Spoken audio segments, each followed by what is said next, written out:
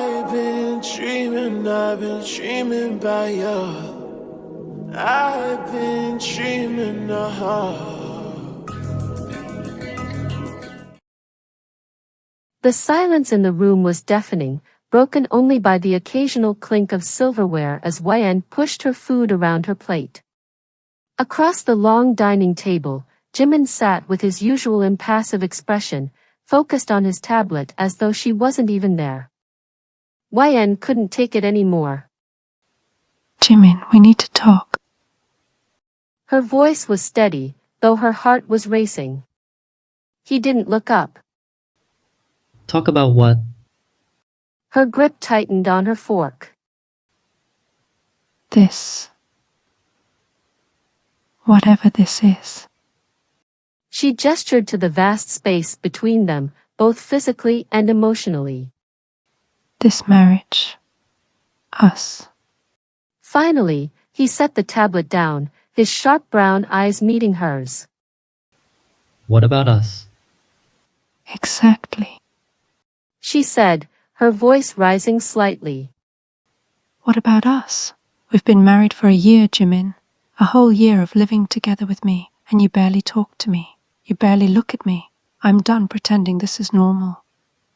He leaned back in his chair, his expression unreadable. What are you saying? She took a deep breath, summoning the courage she'd been building for weeks. I want a divorce. For a moment, there was no reaction. Then, his eyes narrowed slightly, the only indication that her words had any effect on him. You want a divorce? He repeated, his voice calm. Yes. She said firmly, though her hands were trembling under the table. This isn't working, Jimin. We're not working. I can't live like this anymore, in a cold, loveless marriage. I deserve more than this, and so do you. He stood abruptly, the sudden movement making her flinch. He paced to the window, staring out at the sprawling gardens outside. For a long time, he said nothing, and she wondered if he was even going to respond. Is there someone else? He asked finally, his voice low and tense. She blinked, caught off guard. What? No, Jimin. This isn't about someone else. It's about us. He turned to face her, his eyes colder than she'd ever seen them. You think it's that simple? Just walk away and start over? Why not? She back. You've made it clear you don't care about me. You barely even acknowledge my existence most days. Why stay in a marriage where I'm invisible? He closed the distance between them in a few long strides, stopping just short of her chair. You think I don't care about you? He asked, his voice low but with an edge of anger. You have no idea, Yen. She stood, refusing to be. Then show me, Jimin. Show me that you care. Because from where I'm standing, all I see is a man who married me out of duty and couldn't care less if I'm happy or not. His jaw tightened, and for a moment, she thought he might actually say something meaningful. But instead, he turned away, raking a hand through his dark hair. You want a divorce? He said again, more to himself than to her. Fine, if that's what you want. Her chest tightened at his words, but she held her ground. Yes, it's what I want. Fine. He said again, his tone colder than ever. I'll have my lawyer draft the papers.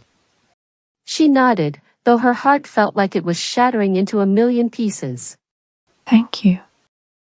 Without another word, she turned and left the dining room, her vision blurred by tears she refused to let fall until she was safely behind the closed door of her bedroom. Over the next few days, Yen threw herself into making arrangements to leave. She packed her belongings, contacted her own lawyer, and began looking for an apartment. Jimin was true to his word. His lawyer sent over the divorce papers within 48 hours. Yet, every time she saw him around the house, her resolve wavered just a little. There was something in his eyes she couldn't quite read, something that almost looked like regret. On her last night in the house, she found him in his study, a glass of. She'd meant to avoid him, but something compelled her to step inside. I'll be leaving tomorrow. She said softly. He looked up, his expression shadowed. So soon? There's no point in dragging it out. She said, her voice trembling despite her best efforts. He stood, setting his glass down with a soft clink. When? She waited, hoping he would finally say something that might make her stay. But instead, he simply shook his head, his pressing into a thin line. Take care of yourself.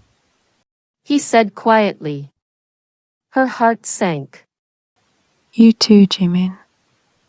She turned to leave, but his voice stopped her. Mind wait? She turned back, her breath catching at the look in his eyes. What is it?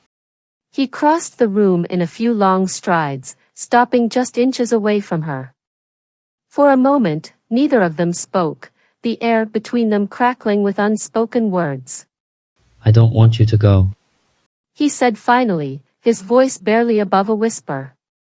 Her eyes widened. What? I don't want you to go. He repeated, his voice firmer this time. I know I've been a terrible husband.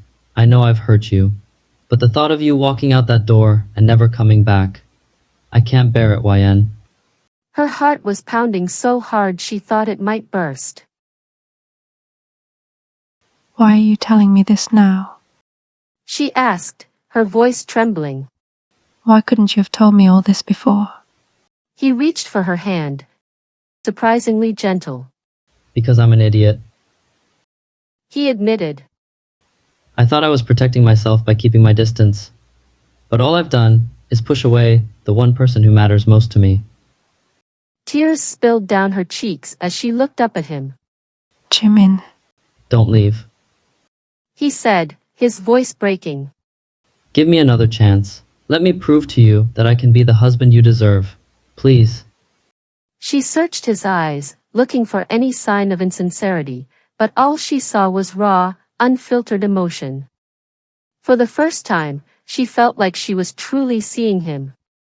Okay. She whispered. I'll stay. Relief washed over his face, and he pulled her into his arms, holding her like he never wanted to let go. For the first time in a year, YN felt like she was finally home.